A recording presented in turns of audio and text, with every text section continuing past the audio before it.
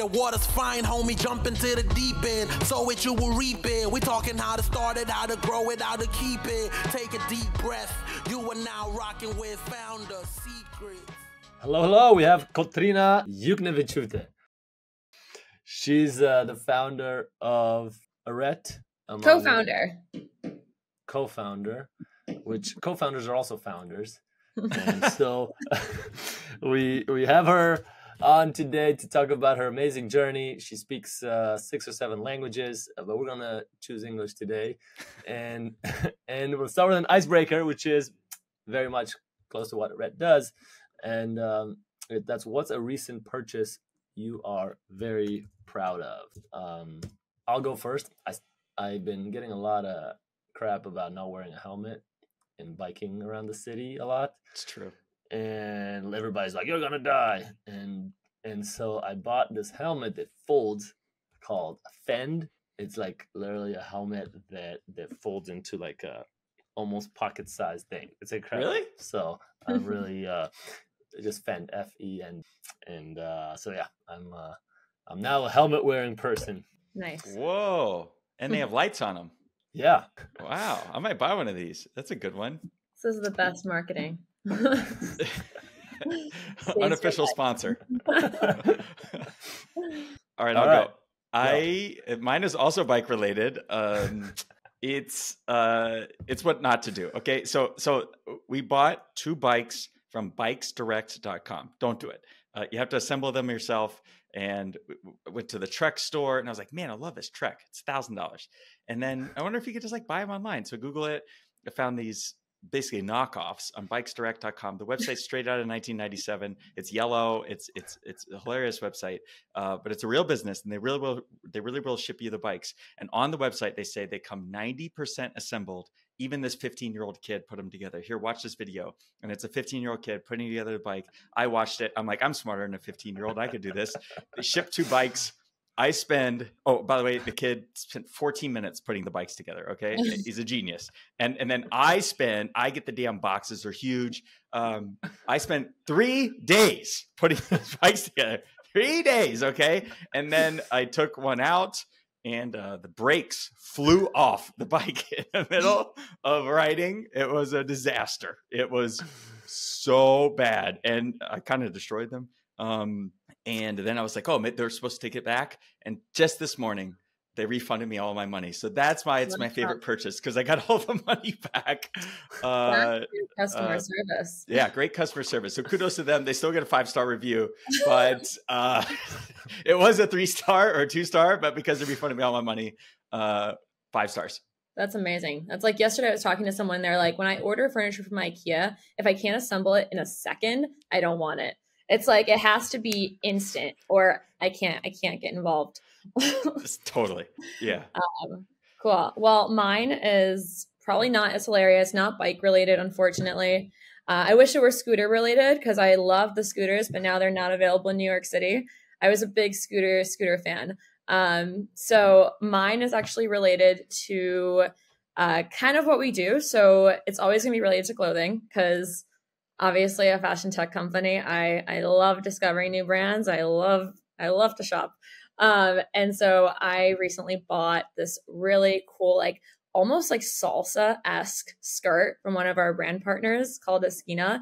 And it is like, it's black and it's like big and it's like, it just makes you want to put like flowers in your hair and like being like Barcelona and be like on the streets dancing. So I'm so excited to wear it. And it's got a good story too. And the brand is from Argentina. So, it's a vibe. What's the brand? Esquina, La Esquina. Oh, like the restaurant in Soho. Yeah. Yeah, exactly. Maybe I'll wear it there. Oh, I'm a big fan of the restaurant. All right. Well, let's dive right in. You have so much you've accomplished. It's hard to know where to start. But before we get to it, I noticed you 10 years ago, you started a cupcake business. Was that your first business? Well, so it depends what you count. When I was in 3rd grade, I actually started my first venture, which almost got me expelled. 3rd grade? Yeah, 3rd grade was when it all started. I went to the dollar store. Do you guys remember? I don't know if you ever saw like those fake dollar bills that you could buy. Yeah. You know what I'm talking about? Yeah, so I went and as a kid, I was like, okay, I'm going to buy a lot of these and I'm just going to put large K's on all of them for Kotryna. I was like, I'm going to create my own currency. And I was like, okay, but then I need to like, what am I going to sell? Like, how are people going to be excited? So I created my own marketplace too. I was always really crafty. Like I loved arts and crafts. So I handmade all these like really intricate bookmarks with my mom. My mom was my first employee.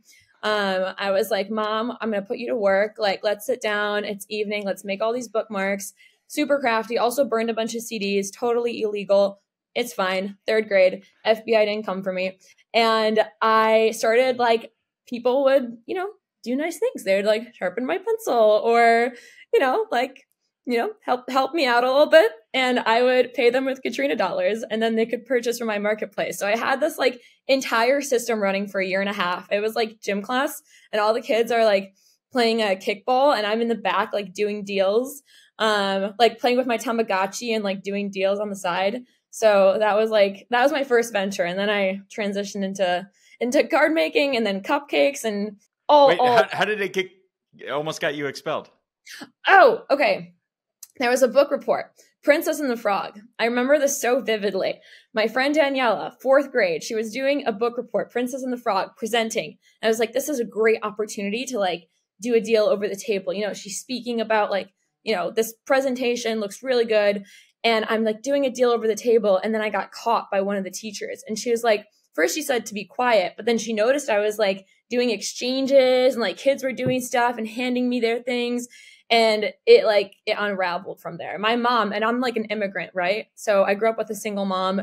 My poor immigrant mother is like, I already barely speak English. And now my daughter is like causing like chaos in 4th grade. Can we just fit in, please? You're like early to blockchain. This was kind of like exactly. That's what I always say. You're very yeah. Kotryna bucks. I feel like you could bring that back as well, maybe 2 years ago. You could have brought it back during the heyday.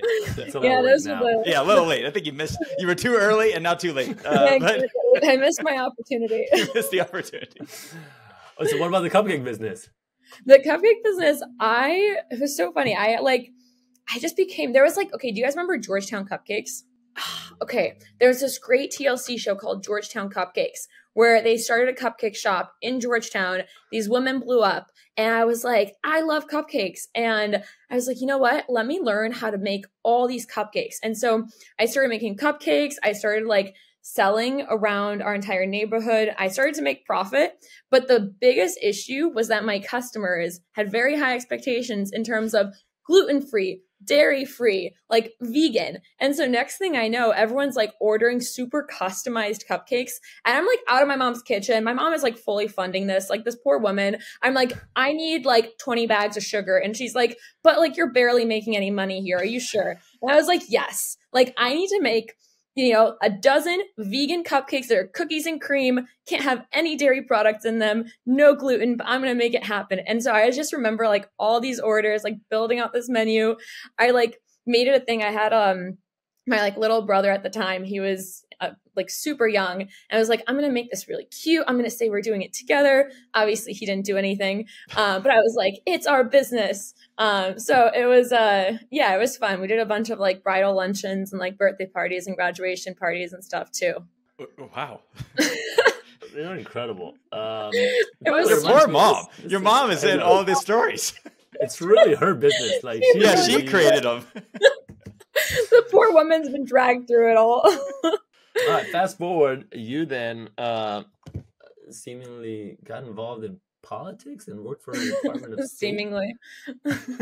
Maybe. According to rumors, people familiar with the matter say you were at the Department of State. Is this true? Yes, it is true. I actually was in the School of Foreign Service at Georgetown. And I'm from Lithuania, so I came from like a post-Soviet state, and I was always fascinated. Honestly, I've always been fascinated with like geopolitics. I just found, it's one of those things where in my head, I was like, what is the most complex problem that I can solve? And world peace or, saving us from nuclear warfare seemed like a pretty big, complex problem. And so I was really fascinated with that from the beginning. I always like loved fashion, but I knew I wasn't going to be making clothing. And so I didn't know how I would fit in that industry from the beginning, but I knew I liked to solve very complex problems. And so when I got to Georgetown, obviously, like, I was just immersed in this world of, everyone is like a go-getter. Everyone like wants to save the world. And I was really excited by that. And I really did love the topics, and it was like close to home because for me, I loved, my background, my family, where I came from. It was all interconnected. Obviously, like, Russia is a big player in the geopolitical scene. And so I had like a close connection to all of that. And it was something that I found really interesting. And so, I think I kind of went with that. And I was, diplomacy was interesting. I enjoyed talking to people. I enjoyed being able to like build relationships and also solve problems and think very critically about these questions. And so I did State Department. Yeah. I also spent a lot of time as like a researcher at one of the biggest think tanks in the world, developed into like a Russia expert. Fun fact, I'm sanctioned by Putin as well. So Wow. that's my fun fact. And so, yeah. You can't so that go to was Russia? something. Sorry? What can you do? I can't go to Russia. If I go to Russia, I get arrested. So, yeah. Whoa. Yeah, I'm on his shit list. So, but You get a letter in the mail or something? Like, how do you find out you're saying it's on the MFA. It's on the website. If you look up Russia's like sanctioned list for their Ministry of Foreign Affairs and stuff, it's all on there. So there were like 500 people sanctioned in 2023. So I always You're say one that. of 500. Yeah. That's pretty cool. So I always say that as my fun fact because it's such like a drastic, like, I really did have this super intense life in foreign policy. And I really was like, I just think for me, what happened was I kind of got disillusioned by it all. I think I kind of entered into it thinking this is probably one of the hardest problems. And I really want to be at the center and like help solve these really tough problems and essentially innovate, right? Like find new solutions to, how do we actually resolve a lot of these conflicts today? How do we find resolutions? And I just realized it wasn't really the way that it was painted out to be when you're in school. It's actually, there's a lot more to it. I'm not going to get into it now, but got a bit disillusioned and realized that driving actual change and generating real impact is actually going to happen in a very different industry for me. This might be a personal question, but all I know about Georgetown is it's like $80,000 a year. Like, how is your poor mom, after suffering all the businesses, the cookie business was great, to be able to afford, or like, I guess maybe you got a scholarship, and that's how. I'm just, feel free to not answer if you don't. I don't know. I'm very happy to answer. I feel like sharing as much. I can share everything because for me that's something that's like a mindset shift that I've had over the years.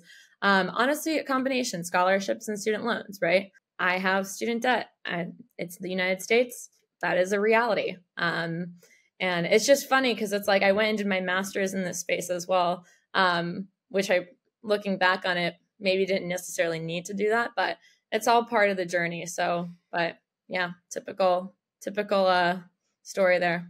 I also got a master's in software design and engineering, which has taught me nothing about software design and engineering. Just because software happens so fast in real time, the stuff in the master's was like completely irrelevant. So no, thank you for sharing that. Okay, so then you take all this, being born in Lithuania, and you started ARÊTE. Maybe talk about why you're so passionate about that and what it does. Yeah, so I think for me, I've had to reflect a lot, right, since building this company.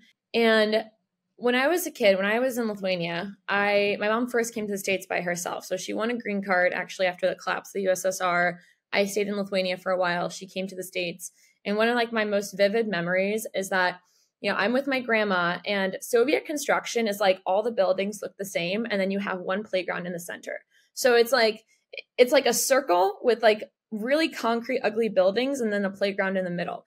And I like remember so vividly, like being in that playground, all the kids around me are wearing like the same gray color. And my mom was in the US, so she was sending clothes back to me every couple months. So I was like the one kid on this Soviet playground wearing like bright pink dresses, sparkles. Like I would run down every morning to this playground wearing the most like elaborate outfits. And I was so excited. And everyone's like, where'd you get that? I was like, my mom sent it to me from the United States.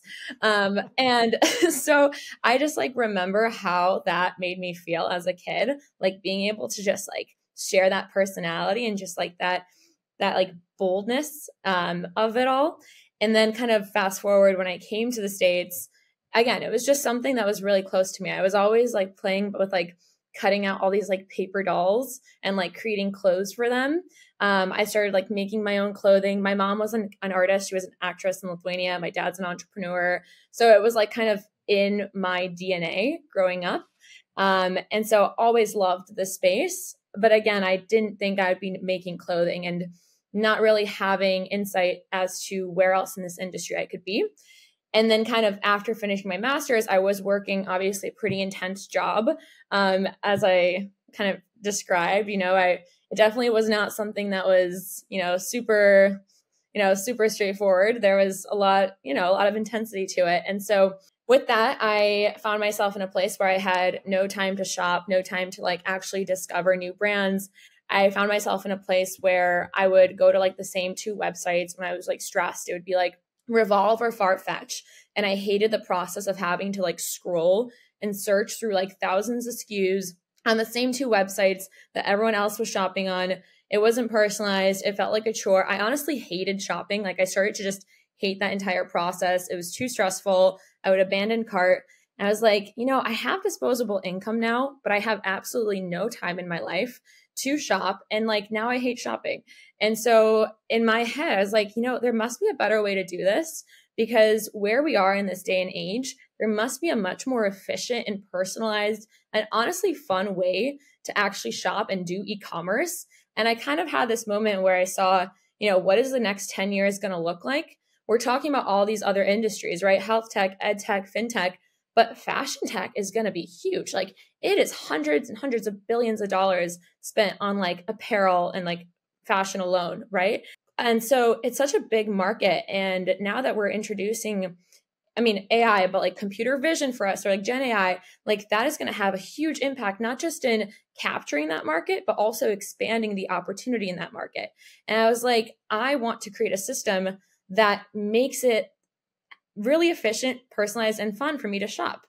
And so ARêTE was really kind of born of that frustration. And I realized that all of my friends, we ran like over 50 focus groups, realized that like this entire community of, not just women, men too, honestly, but has a similar frustration. And so it was really kind of born out of that frustration and this desire to like discover new brands and efficiency. So it's an AI-driven styling and shopping app. So what does it do, like from the consumer's perspective? Yeah, so we generate full outfit recommendations for you, and it's all tailored to your individual style preferences, your occasion, and your vibe. The more you engage, the more refined your outfit recommendations become, and everything that's generated is shoppable, and it's all from emerging brands. So a big piece for us is we don't do fast fashion, we don't do large retailers. We partner directly with really cool designers across the entire world. So like Argentina, Venezuela, Mexico, Denmark, Sweden, New York. And the more you engage with our community, the more refined your recommendations become. You can shop directly in the app. You can even upload stuff you own, and we'll show you what to buy to complete the look. So you could be like, hey, I'm Taylor. Like I have this like blue collared top, and I'm going to coffee. I live in New York. I want to feel comfy. I want to feel, confident, whatever those emotions are. And we'll generate recommendations for what you can buy to complete with that as well. So it's really like your own personalized shopping experience. And then do you make money, like is the business model that when I purchase through the app and I purchase through this designer in Hong Kong, that you collect a cut of the middle, or what's the model? Yeah, exactly. We get commission on that. Cool. Go ahead, Flavia. So ARêTE's on the App Store, which probably I downloaded. Yeah, we are. You can search ARETE fashion. No, it's really, I guess you're competing with, that company called Spring? There was a company called Spring a while back that I knew the CTO was Romanian. The Tish family invested in, revolutionized fashion through tech, but it was just a bunch of guys. And I guess seems like women have better judgment than guys. I guess, how do you tailor your app to like men or women, or does it even matter? I mean, look, fashion these days is no longer gender exclusive. It's very much like even a lot of clothing brands, they're no longer even it's like gender neutral, right? I shop for menswear all the time. And I think that's a really big shift that we're going to see, especially in like the next few years, not just, from like, honestly, from like an industry wide standpoint, is clothing that is no longer just female or just male. And I think for us and our branding as a company too, like we're like a neon yellow and black. Like our vibe is very much like New York. We love streetwear. We love things that are like cool structured pieces. And so I think as a company, like our branding from the beginning is very gender neutral. And I think what's interesting for us when you are thinking about like male versus female, it's not so much like what you're recommending. There are differences, obviously, like you can put in like menswear, women's wear, but it's more of like the behavior changes that we're seeing. So for example, for women, there's much more excitement, I think, around discovery. So a lot of women, they're super, super pumped when they like see ARÊTE, when they start playing with it. Feels like a game, but they love discovery, right? Like they want to find like new brands. They want to explore, like they want to play, they want to spend some time there. Whereas like with our male customers, what we're finding is the second we're like, it's efficient, we'll show you what to wear and you can buy it instantly. They're like, great. Like I'll look good. I'm going to go on this date. I'm going to look really good and it's going to be super easy. And so like, there's kind of a different value prop for men versus women that we're discovering. But at the end of the day, like the company, like both of those values are integral pieces of the entire like business. Can you shop for other people on the platform? Like, yeah, you can. Yeah, you want to shop? You can go into my closet. You can see what I've been saving. Yeah. Well, like I'm just thinking, like the best things, or rather, every time I've had fashion change, if you will, it's been somebody else buying something for me, right? If left to my own devices, I'll just buy the same thing. And despite not wanting to look like a tech bro, people tell me I still dress like a tech bro, so I can't avoid it. It's in your DNA. Usually, a woman will buy something for me, and then it'll be like a change. So that I would have done myself. So that's what I'm wondering. Like, and I guess that's what people do. They have what do you call them? Stylists or personal fashion consultants. What do you call them? We call them stylists, or whatever feels right to you. I remember I used Trunk Club and these guys, and I think like Amazon has one now. And when I used it back then, it just seemed like all the options were like super boring. Yeah. Right? And not that exciting. And it got even worse once Amazon bought it, because then it only gave you Amazon clothes. Exactly. Or like Shein. It's like fast fashion, by the way. Does fast fashion mean it's fast in that it reacts to what the styles of the year are? Is that what fast refers to? Well, it's also like in its production, right? Like there's like mass production. It's tailored to just like rapidly evolving trends, really cheap, not necessarily good quality, usually produced in like factories where people aren't paid like even livable wages.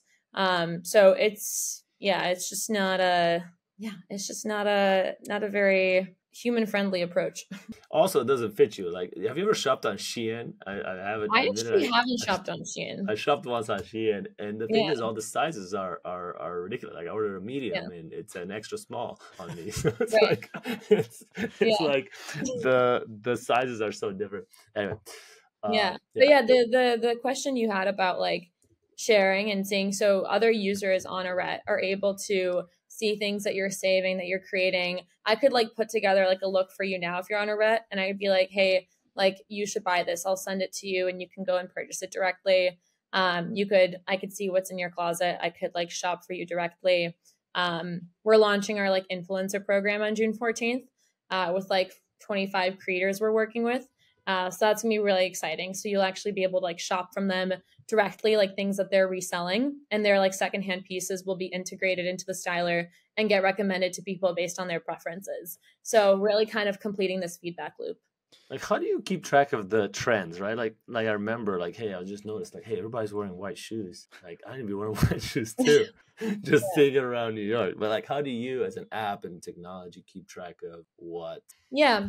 So I think one thing about working with emerging brands is like the designers we work with, they're not looking to just be on top of all the trends. They're in a way setting the trends, right? They're the brands that have very distinct identities as creators. And what they're doing is they're creating art. And so for them, it's not people wearing white shoes, I'm going to produce white shoes. For them, it's like, I really love the fact that, I don't know, I'm going to make a boot that has like all these spikes on it. And that's my identity as a brand. And so those are the designers we're working with. So we're not finding designers and brands and inventory based on the trends. But I think what you're getting at is more of like customer, because there's still a big piece of it that's going to be related to like, what do people want? At the end of the day, like people do look for trends, and like there is a reason trends are trends, right? And so for us, it's like over time being able to capture your evolving preferences and style through your passive engagement. So that may be aligned with like the trends, right? Or maybe all of a sudden what you're liking with in terms of the photos on the explore page or the outfits you're actually liking and clicking on, you may not know it, but maybe it's more aligned with like minimalist, or maybe it's like super avant-garde, or maybe like your style is leaning towards like an edgy streetwear vibe. So that's what you'll be seeing, right? And so it's more of like honing in on your passive engagement and showing you items and outfits that actually resonate with what makes you feel comfortable and confident. In a way, you have a two-sided marketplace, right? You have the designers and then you have the consumers, which are famously some of the hardest businesses to start and to scale. So how do you see that? Like, how are you able to get the first few designers, let's say, or how do you see how you can scale that over time and grow it? Yeah. So, well, first of all, when you think about like scaling, there are hundreds and thousands of these emerging brands globally. So the market is really big in terms of what you can go after. Now, the first ones, how did I get them? I mean, to be fully honest, what was like that story of the first brands? We hosted an event for Fashion Week. And it was combined with like a location where there was a pop-up for emerging brands, and I connected with the designers. And it's honestly a ripple effect. I think I heard something really impactful lately where it's not necessarily luck. Luck is just like basically a result of hard work and putting yourself in as many situations where the opportunities can present themselves, and then being able to seize those opportunities. And so that's kind of like luck, right? And so when I think about the brands that we're working with and like being able to actually meet all these amazing designers, it's really just like getting out there. Like we're in New York City, which is like one of the best places to be for fashion. So I am now like all my friends are designers. I know like we work with like 4 different showrooms. All my friends are like, running PR agencies or stylists, or everyone's like in the industry.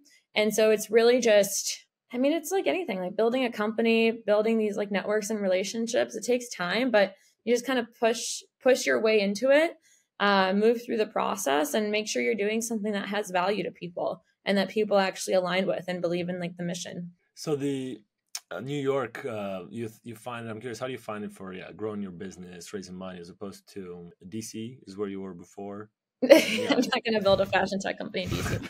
I mean, well, I can see, I guess from a business support, do you feel this, and from a personal side, I guess, how do you find it? I mean, I think New York is great. I love New York. I know people hate on New York sometimes.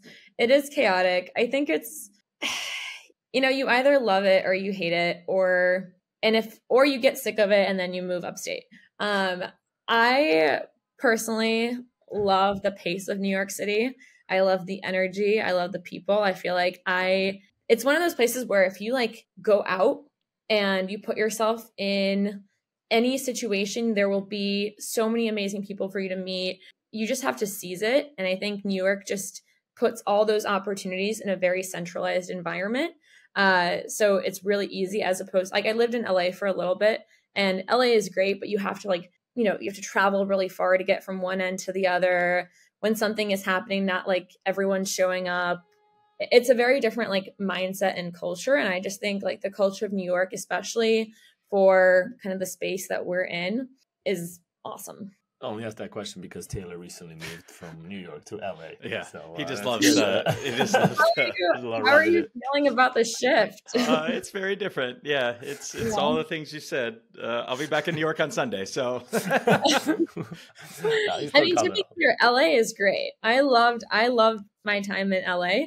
I just think it's like, you know, you fit in, you're either New York or you're LA. Both are great, different vibes. one or the other. Just pick it. Yeah. Or you can All be right. bicultural. Ideal world, like you split your time between both, and then you don't have to choose. Yeah. All right. What advice would you have for someone getting started, maybe in your shoes a few years ago before you started a company and raised money and launched? Perhaps what would you do differently? I wouldn't necessarily say differently, but I think some of the advice is honestly like grit. I think people say this a lot, but it's true. Like if you look at my background, it's a wild journey, right? Like it's not you wouldn't look at my background and be like, okay, like this makes perfect sense. And I get that. And that's going to be like, you have to just honestly sell with like numbers and sell with facts and with persistence. And it takes a lot of grit. It's a lot of being able to find the right people, building out an amazing team, and staying true to like the vision, being able to evolve and pivot. Like we've had changes along the way. So just being able to like learn really quickly and like understand what your customers are doing and how do you evolve your product based on that. I would also say that for me, what's been helpful is identify really quickly what your strengths are and what your weaknesses are, and then like fill those gaps, those weaknesses, fill them with people who are just so much better, and then use your time to lean into the things that you're good at, right? Like I love doing partnerships. I love building community. These are things that I feel very strongly about.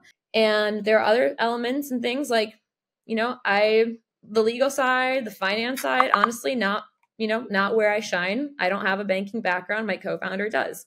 So, you know, understand like what are those gaps and like make sure that you're leaning into your strongest traits. And also one more thing I would say is that it seems like everyone knows what they're doing, right? And nobody does. And it's so true, right? Like you could sit on a panel like tomorrow, we have this huge event, plenty of panelists, and everyone's going to sound like they've had it figured out for years and they're just soaring and everything is perfect. It's not the case. It's never the case. It's legitimately such a roller coaster. I feel like I have like a pit in my stomach at least once a day over something. And it's just like the reality of it. So I think like with an entrepreneurial journey, ask yourself, like really reflect, do I enjoy the chaos? Like, do I thrive in the chaos? And am I okay with that on a regular basis being part of my being? And if that's yes, then maybe continue and explore. That's a good title of your book.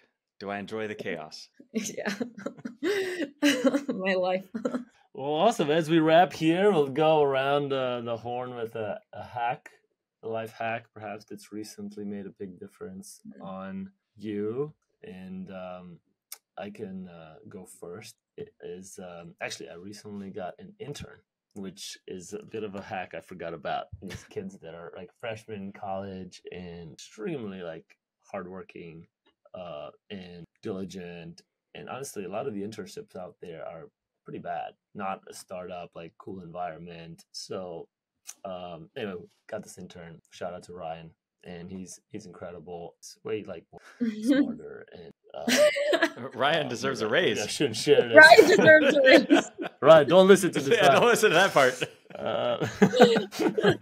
But anyway, I think it's amazing. It also motivates me to work harder to be smarter, and he's like teaching me things. Pretty cool.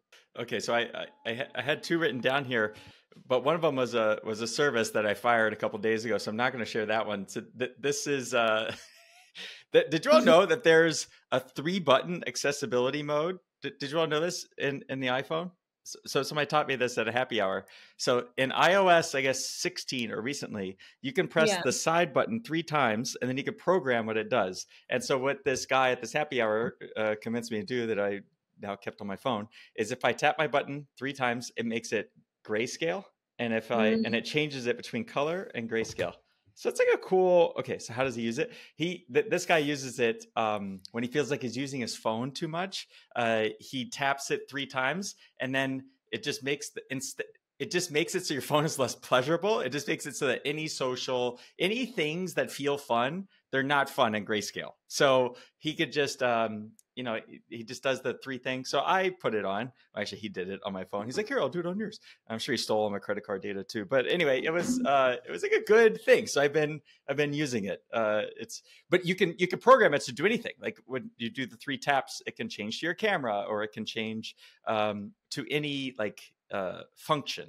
It's an accessibility feature inside of iOS. So mine is tapping your power button 3 times to convert to grayscale. The hack there is how to steal Taylor's credit card. Yeah, exactly. Just show a cool trick. Yeah, just show a cool trip. That's what I got out of this. That's how you just get my phone and do whatever you want. Show everyone a really cool trick. Yeah, it works. Exactly. My hack is, have you guys ever used UX Cam? Okay, I might not do that one. It's great. It's like watching user sessions, and it's my new form of reality TV. It's just watching people, like, what buttons they click on. But I would say then the life hack is probably, okay, before ARêTE, I was not, Instagram wasn't really a thing for me the way it is now. And so I have learned all about the social media calendar and the importance of making sure your social media calendar is super, super well planned out. So a life hack for me, obviously working with our interns as well, who are so much better and Gen Z and great, is we outline every Friday the social media calendar for the next 2 weeks out, what time it's being posted, the captions, what's being posted, where it's being posted, who's posting it. And it's all so meticulously and clearly lined out that I know, like, our social media, our Instagram, like, we are constantly posting, we are engaging a ton with our users and, well, at least with our followers. And so that's a life hack that a lot of people probably already know, especially if they're in this space. But for me, it's just been amazing because I know that if it's in the calendar, it's going up at this time and I don't have to worry, because anytime you're building a consumer facing product, that piece of it is actually it can be such a headache. And so being able to just have that planned out, sit down Friday, 30 minutes, outline it, know who's on it, who's doing it, who's posting it, it's done. It makes it so much easier to then make sure you're always putting content out there, but you're not having to think and scramble for it. I need an intern. So it's an actual calendar. Sorry? It's an actual calendar? Yeah, we put it together in Notion. It's we put it in Notion. So it's but it's our social media calendar that we create. So you can see in Notion what time is being posted. Yeah, exactly. We add captions if it's being posted to Instagram, TikTok stories, LinkedIn. Yeah. But how do you create the actual content, or how do you come up with the content ideas? Oh, we love creating content. All of our content is 100% organic. We honestly, we do a lot. So we shoot closet portraits, which basically, if you look on our Instagram or our blog, we find cool New Yorkers with great style and we tell them to play dress up. And we work with this amazing photographer, Amelia Hammond, and we just shoot their style. And we ask them to tell their stories throughout, about their evolution, what it means to them, how their style has evolved. And we do blogs. We get a bunch of really fun content from that. They're all on ARêTE and have profiles. You can follow their style if you like them. We also have amazing team of stylists, and they're always creating really fun content together. With ARêTE, if you look at our Instagram right now, you'll see that our interns are always creating videos here's what I would wear to go break up with my boyfriend, or here's so always creating really, really fun content. And then, yeah, I mean, we do 3 events every month. And so just with that as a company, we're always engaged with hosting dinners and parties and panels. And so we have a bunch of content from that. We also now have, the creators we work with, some of our brands are gifting products, so we're creating content with them. So yeah, just so much content, and it's exciting because our community is growing a lot. Well, Kotryna, thank you so much for coming on. People can check it out at ARETE, ARETE .com. Wait, no. ARETEforYou.com. So the website is ARETE, ARETEFORYOU.com, but the app is ARETE Fashion in the App Store, and you can download it today. Awesome. Thank you so much. You're the best. Awesome. Thanks, guys. You rock. Thank you for rocking with the homies. Taylor, Trusty, and Flavio. Seize the day, own it. Until next time, hold it down, hold it down. Hey.